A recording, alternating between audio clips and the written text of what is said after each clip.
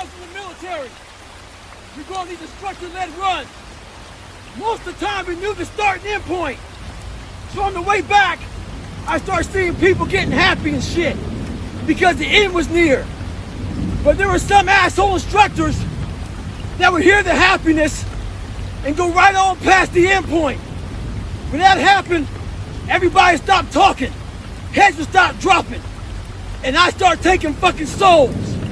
At that time, I knew what happened in their minds. They were living off the hope factor. They hoped the instructors would stop running. They hoped the water was never cold. They hoped the weather was fucking good. I don't live off that hope shit. I wish the water was cold. I wish them motherfucking instructors keep on fucking running. I wish for fucking rain. When the ending is unknown and the distance is unknown, that's when you know who the fuck you are. Stay hard. I'm about 19 and a 0.2 miles into a run, and people want to know about 2007. 2007, I did the Hurt 100. I did Big Knot in 150. I did Badwater 135. I did Leadville. I did the Bear 100. I did AC 100. I did the Plain 100. I did a couple other hundreds and I forget them. I did a few. I did 7 50-mile races.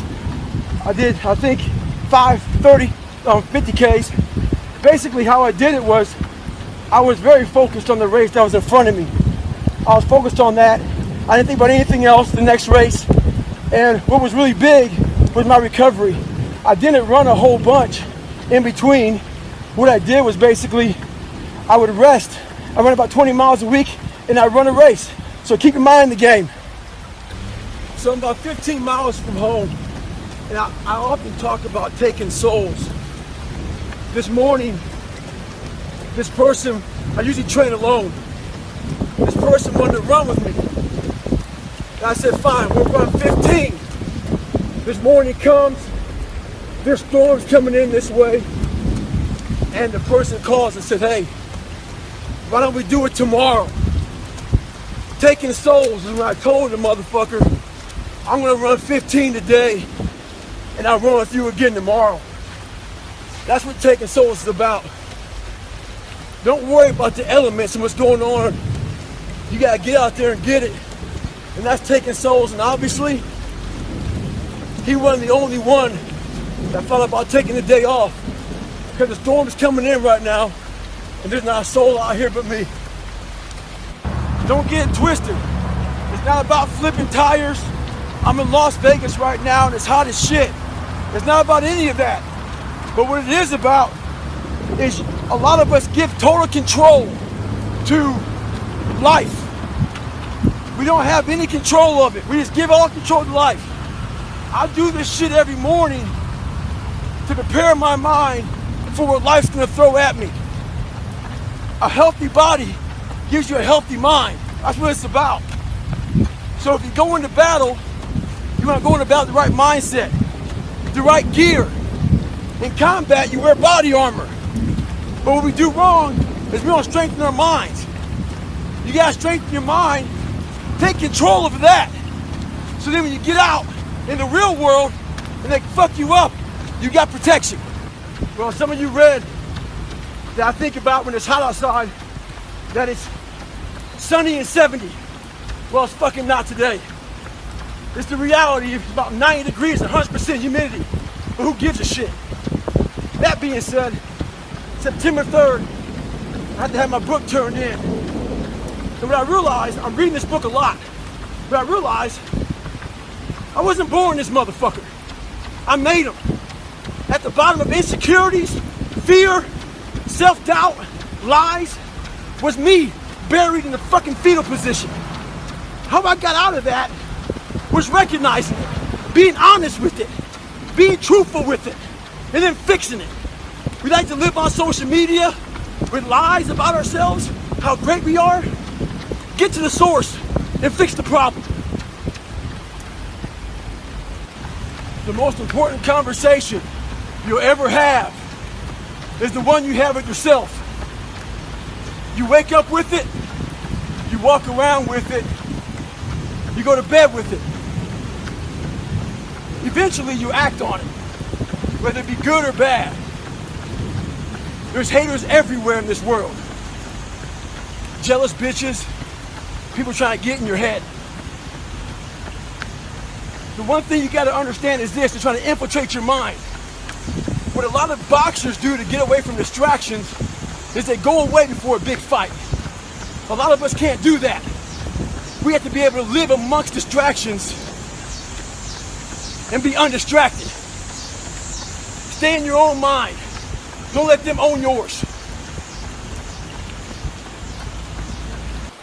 Mediocrity feels so fucking good. So we love surrounding ourselves with mediocre people. They give us a get out of jail free card.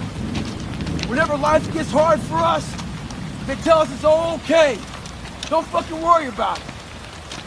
We don't want to surround ourselves with those people out there who are getting the fuck after it every day, holding us accountable, making us feel uncomfortable. People who are challenging us at every turn of life. Those people scare us. That's exactly where you need to fucking be in your life, with those people who put you in a world of questioning who you are. That's exactly where you want to go. That's exactly where you grow. The mind's a medieval motherfucker. It's constantly fighting against you. It's the only thing in the history of the fucking world that shows up on time every time. It has a tactical advantage over you. It knows your fears. It knows your insecurities. It knows everything about you. It might be the only thing in that world that knows all about you. You gotta know about it. It's gonna show up when you don't want to show up. It's gonna show up at the worst time possible when you want to be successful. It's gonna say, take the easy road. Take the easy way out. You gotta learn your brain like your brain has learned you. It's 44 degrees and it's nice and rainy outside. But no one cares about that. It's not about the rain. It's what the rain represents. Life is always giving you a test. Trying to give you a way out. Trying to give you an excuse not to show up. This is my excuse today. But guess what? You gotta have the mentality to show up every fucking day of your life. No matter what life throws at you. It's our responsibility to show up to the Coliseum of life. Prepared for fucking battle. I don't care what you're going through, what life's throwing at you. It's your responsibility to find your new 100%. Take it upon yourself to do that. This is all about the quitting mind.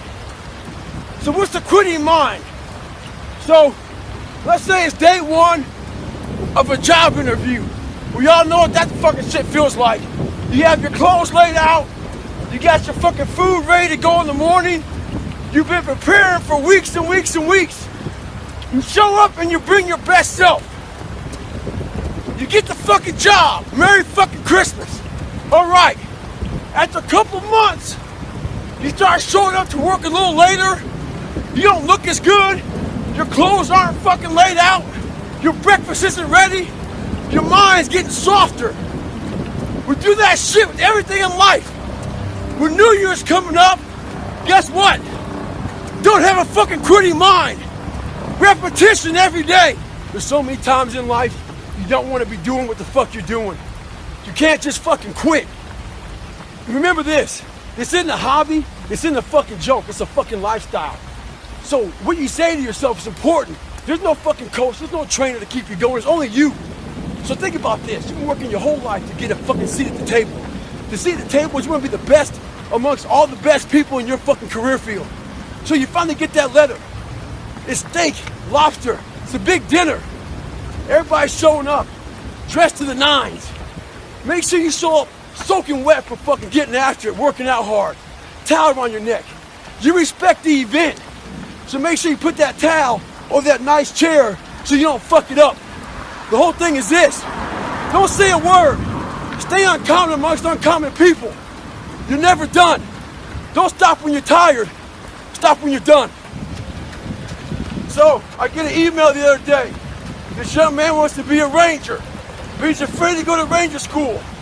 Not because how hard the training is, but because he's afraid if he fails, what people are going to say by judging him. One thing in life, this applies to everything in life. Anytime you move from being normal to trying to be exceptional, people aren't going to like that shit. Those normal people, it makes them feel like shit, so they're going to judge you. And nowadays, it's very easy to be a fucking coward. Why? We got Instagram and shit. Most folks don't tell you to your face. They go online, they post about like cowards. Don't let cowards get in your fucking head. And last thing, make sure you do you. Stay hard. So what's your fucking excuse? Is it too cold where you live? Is it too hot where you live? Does it rain too fucking much? Now it's time for some real fucking talk. Maybe you're the only black person applying for a fucking job. Maybe you're the only female. Maybe you're the only fucking gay person. Job, whatever the fuck it may be. Maybe that shit's in your fucking head. Maybe that's your excuse for not being better. Life's a real big fucking picture. When I was young, all those things got in my head. Black, fucking not smart enough, single mom, all that bullshit owns space in my head. If you're allowing people and things and situations to own space in your fucking head, you're losing. Last thing, life's one big fucking head game. You play with yourself. If you lose, it's because you allow life to get in your fucking head. Never forget to train your fucking mind. In life, a lot of us work our fucking ass off, trying to get to a better place, a place that makes us feel better about ourselves. Some people want to do ultra races. They're starting to PR during training. Some people want to be a lawyer or a medical student, so they're taking these practice tests, and they're fucking crushing the practice tests. But guess what happens? Once you get to the actual fucking event, your mind isn't ready. Your mind's not prepared. You've been studying, you've been training, you've been working out, but your mind's not prepared. Story for you. When I was 19 years old, I was going through the Air Force trying to be a pararescueman. I was doing push-ups, sit-ups, swimming. I was doing all this shit, knocking out of the park. One of the best in the class. But the second a fucking obstacle got in my fucking way, I wasn't prepared for it mentally. I was a beast. All I was doing was I was training a bigger, stronger, faster quitter. You gotta train your fucking mind for all obstacles that might get in your way. A lot of you are trying to find inspiration and motivation with a depressed mindset. You're depressed because you're not doing shit with yourself. You don't find inspiration by not living in the grip of life. You need to live in the grip of life to find inspiration. Put challenges in front of yourself. When you put a challenge in front of yourself and you attack it, that's when you find inspiration. Try to be 10% better than you were last week. So if you're running 30 miles a week, run 33. If you're swimming 500 meters, swim 550. If some of you aren't doing shit, you're 10% just getting off the fucking couch. The more you walk away from accountability, the weaker you become. Find yourself in the grip of life. You can't find yourself by doing nothing. So this morning, I was getting ready to go for a run with a few guys. So I was taking my shirt off, and they saw my stretch marks. And one guy asked me, where the fuck you get those stretch marks from? So I had to share with this guy where all this scarring was. That was 297 pounds, insecure, had doubts, had a fucked up mind. So there's a lot of scars we have on our bodies that people can see, and they tell a story. But a lot of us have scars in our brains about fucked up lives, bad childhoods, bad adulthood, whatever the fuck you're going through. Those scars in your brain we don't talk about, we hide. Scarring is proof that our past is real. But the one thing we do is we allow it to control our lives. And we get off the log. Well, it's time to get back on the log and not have those scars define the rest of your fucking life. Sometimes you gotta fight pain with pain. So I'm getting ready to board my plane yesterday, and this NFL football player comes up to me. He goes, Goggins, can I ask you a question? How do you keep that dog mentality? I said, let me ask you a question. When you were younger, what did you want to be? He said, an NFL football player. But once I got there, I lost that dog mentality. He had a finish line in his brain. Guess what? A true dog mentality, I have a dog at home. I can feed that motherfucker all day long. He never gets full. It's not enough you made to the NFL. Be the fucking MVP. It's not enough you ran a 5K. Win a 10K. It's not enough you became a doctor. Be a better doctor. It's not enough you lost 50 pounds. Go out there and do something with it. Guess what? It's 109 out here, but guess what? It's not enough. As you all know, it's a hot motherfucker. Nice heat wave. Mother Nature's a pissed off motherfucker, but guess what? So am I. So who gives a fuck? Today I was running, and this guy passes me in the car. And it's about 100 degrees out here, 70% humidity. And the guy comes back around, looks at me. He pulls his car by me and says, "Why the fuck are you out here?" I said, "Because you're not." Sometimes your motivation needs to be because no one else wants to fucking do it. We need doctors. We need fucking lawyers. We need dentists. We need teachers. We also need fucking savages. This message I do is not for fucking everybody. So I don't want to see that soft bullshit about, do you have sunscreen on? This message is dangerous. It's too hot. I'm not asking you to fucking be like me. Do you? With success in life comes more haters. Don't make them hurt your feelings. Use them for fuel. Use them for energy. In times of need, put them on the fucking mental Rolodex in your mind. And when you don't want to do shit, roll through your brain. Pull up that motherfucker that you need. That person who said you couldn't do something. Weren't fast enough, good enough, smart enough, where the fuck it may be. Use it for energy. Instead of killing them with kindness, torch them with fucking success. In life, we have to continue pushing past the odds. Use everything this world has to give you for fuel. Some are actually born with some genetic freakishness. I was not. Don't forget the first 3-4 chapters when I couldn't read as a junior in high school, where I hid out, where I got beat so badly that I became afraid of every motherfucker that ever lived on the planet Earth. Everybody. I had to reinvent a human being. I sat at home for so many nights by myself, broken not just physically, mentally, spiritually, mental toughness, strength, power. I'm like, I didn't have any of that. But then I sat back and said to myself,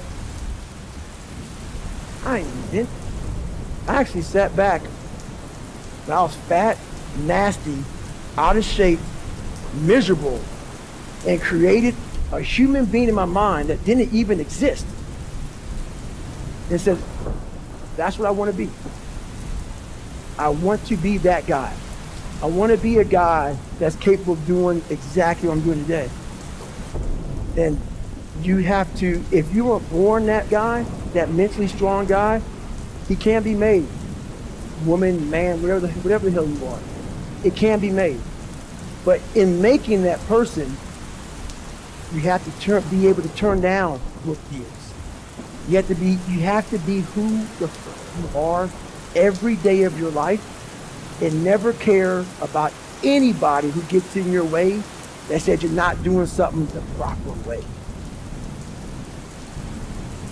It's all on you. It's all on you. The self part is what's big. We need someone to hold people accountable. We count on people too much to get us through. And we look to our right, we look to our left, we're looking for help. And if you can build that self, you can build that total accountability in oneself. And it's not about being selfish. I'm trying to create a better me. So hopefully people who are hearing this are taking it the right way, can say, I can run a mile. It ain't about running 205 miles, doing 4, being a city. It ain't about all that shit. It doesn't matter. I want you to see how far you can go. I didn't have a trainer. I didn't have a nutritionist. It was the self-discipline that I had. Thrive. No one said, hey man, you're 297 pounds, man. I want to help you out. I'm gonna help. Hey man, you're not smart. I'm gonna help you out. I had to work at all this shit. I had to overcome, and self-discipline is everything.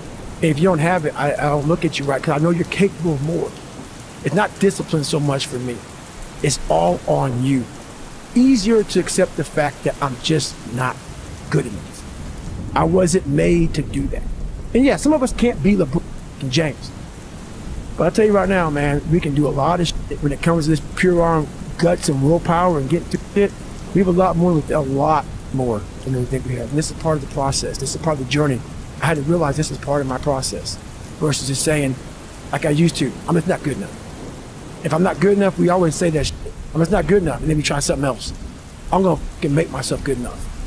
And that became my mentality. I'm gonna make myself good enough. And so I'm misunderstood a lot, but that's all it came down to. I made myself good enough. And the days I couldn't run that far, the next week, I would do 2-a-days on the running. If I ran a quarter of a mile, I wait a couple hours, it'd haunt me, bother me. I try to run a half mile the next time, same day. You can do more than this. If I had to walk, I had to walk. It just became just a process of grinding, and grinding is not even a good word for it. It's not even a good word for it. I wanted people to push me outside of my comfort zone every day. And I thought this was gonna be the absolute best platform to do that. These guys, the stories I heard after Buds, it just gets harder. And I didn't see it that way. Buds breaks people down to the point where you don't want to be broken down again like that. To me, that was exactly the exact starting point for my journey in life. That was the starting point for me. For a lot of people, it's the finish line. And I didn't see it that way for me. So that's where I started becoming uncommon amongst uncommon people, is where I started realizing that you put people on a pedestal that you shouldn't.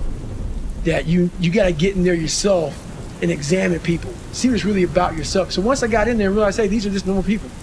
Yeah, they're a lot better than some. They're able to get through. I know a lot of people who can get through Navy SEAL training. But, there's a lot of mystique behind all that stuff. And as you start to go through and you start to break it open a little bit, a lot of hard guys, but, I wanted more. It's who you are. You have to undo that. And no one came down and trained me on how to be happy, how to find peace, how to do this and that. That's why I'm so glad I found it through suffering. The greater the suffer, the greater the peace I found. But you have to reflect on where you came from the dungeon of hell that I came from. I had to reflect on that to find final peace and be able to say, wow, if you die in this bed at 40 years old, I'm the happiest in the world because I did it. I pissed people off along the way. Some people don't like me, Merry Christmas, whatever. But you can finally look in the mirror and don't care what they say about you and be happy with it. I mean, it was a very scary road. A guy who was afraid of a lot of things, to then find power in fear, to find power in overcoming fear, and to get to where I'm at today, where there's very few things I'm really afraid of because I know how to control it. I know how to manage it. I know how to work it to my advantage now. It's something else, man. So I really challenge people to really do a live autopsy on your brain. And the reason why I talk about my childhood so much in this, because I don't want you to put a title on me. Because once you title me as a freak, you now put yourself in a position where you can be very comfortable in saying, it's just not possible for me. That's it. He's that guy. He's that special guy. Nope. And that's the thing that makes me so pissed off in this world, man. The only thing that gets me mad nowadays is that so many people die with untapped potential because they think that someone else is better than them. And they were born, not with the greatest tools. You need the ability to grind your ass into a fine powder. And when you're in that fine powder, find a way to build that back up repeatedly. And it's possible. Goggins saying, all of you who don't like me, who don't want to, and that person then comes in. But you have to be David Goggins and say, man, I'm afraid of this. Life made me this way here. I stutter. I have these issues with reading and writing, and I'm fat and I'm insecure. You have to face that in that dark room. Honestly, they have the woe is me mentality. It's too hard. Life isn't fair. These things in life are not easy for me. You look to your left, you look to your right, and you start to judge yourself off other people.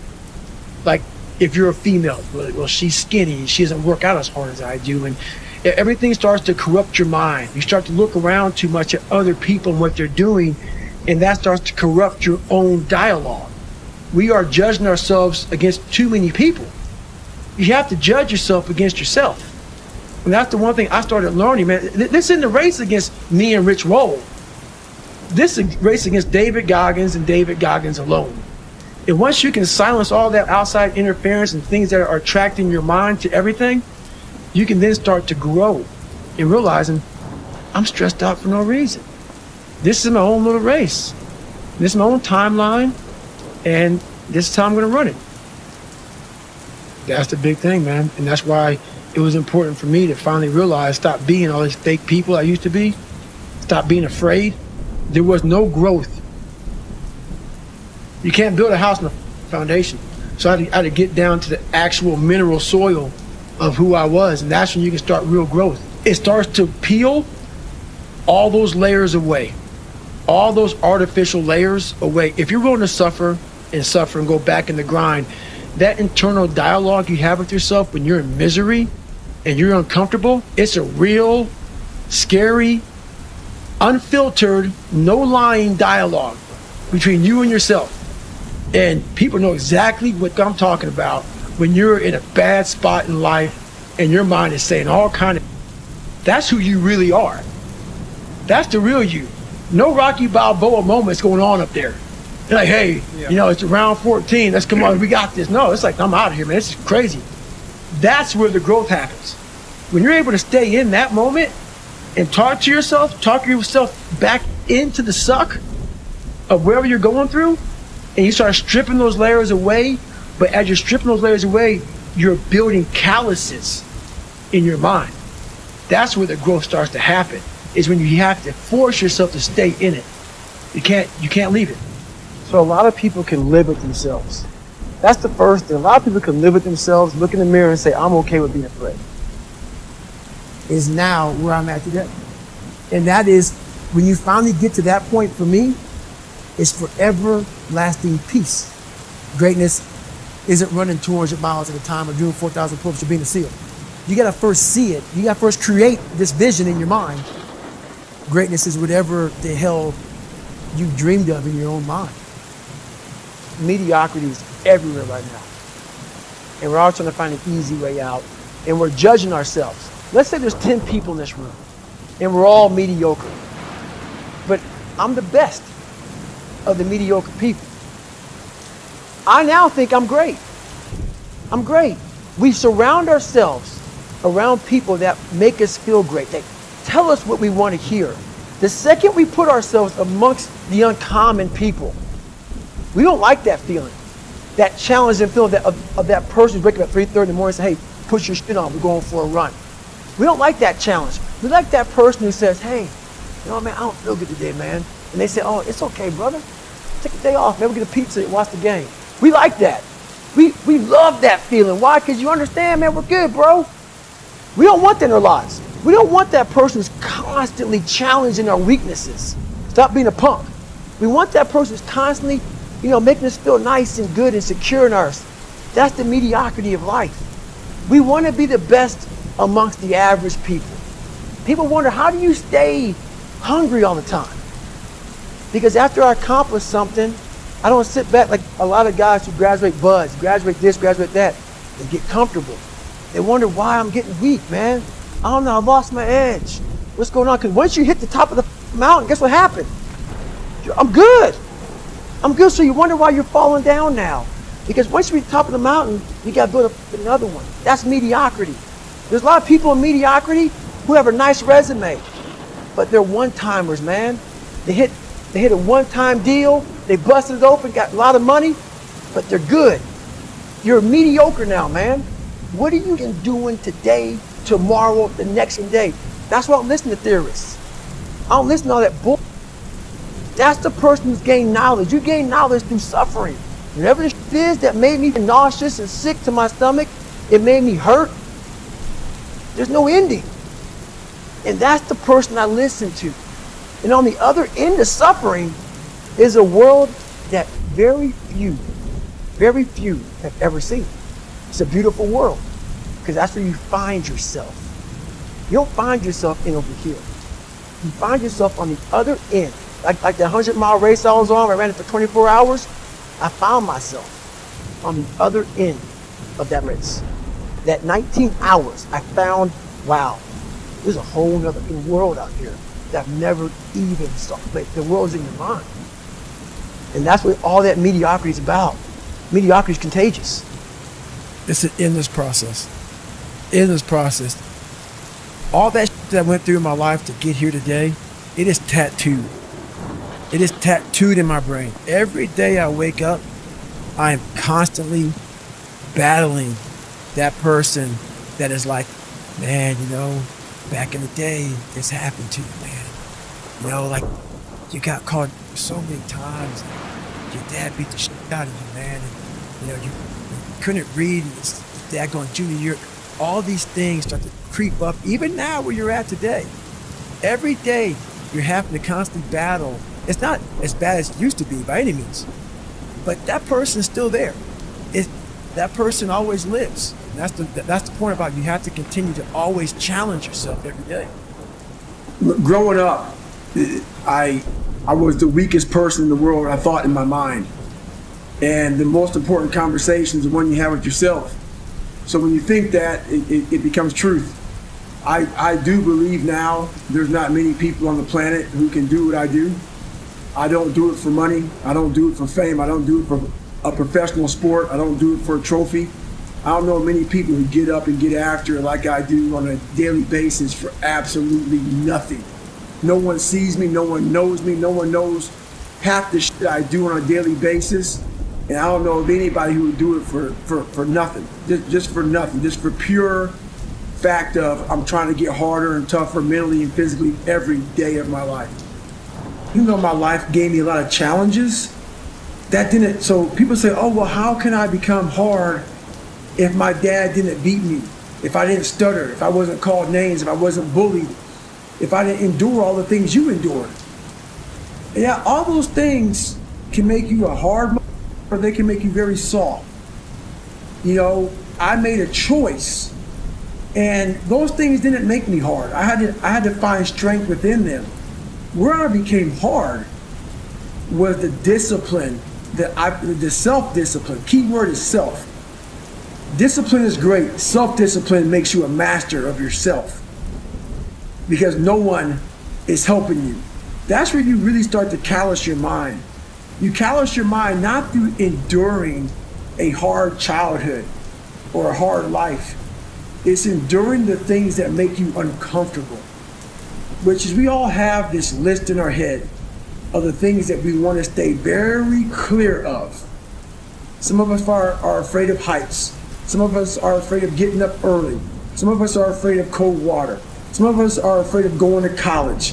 Whatever it may be, we have this list that we are staying very clear of. You need to get that list, put it in front of you, and start making that list the only list you go from. During this list is how you start to create the calloused mind. You're never going to be able to callous your mind by going to this magical list in the golden tool shed that makes you feel all comfortable and fuzzy inside. There's no callous there. I'm as human can be. That's why what you see is what you get. At that moment when I was giving my speech, and I thanked my uncle for being there, and I got to my mom, it wasn't just about her. It was, I know what she went through, I know what I went through, and we got knocked down so much. I had a moment in front of all these great American heroes where I had a chance, it was like so fast, it went through me like lightning, of I can't believe I'm here. I can't believe I'm getting an award like this.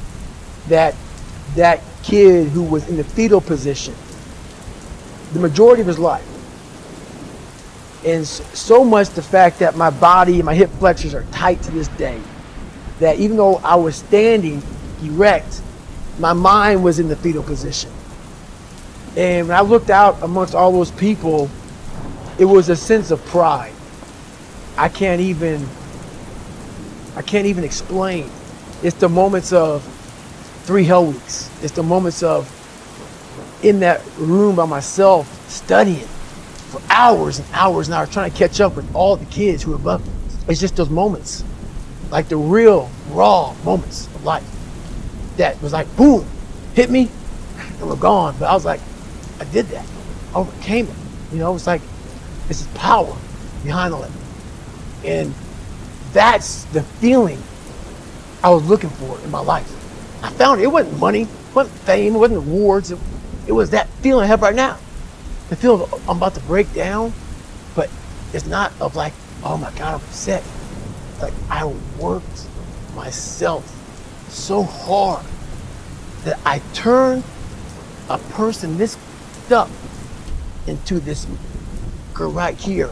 Not off of reading a book off a theorist, off of going to work on myself and saying, I don't know how to do this, but I know that to get over there to that side, I gotta grind myself into a fine powder.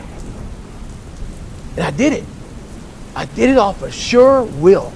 And very few people will know how that feels.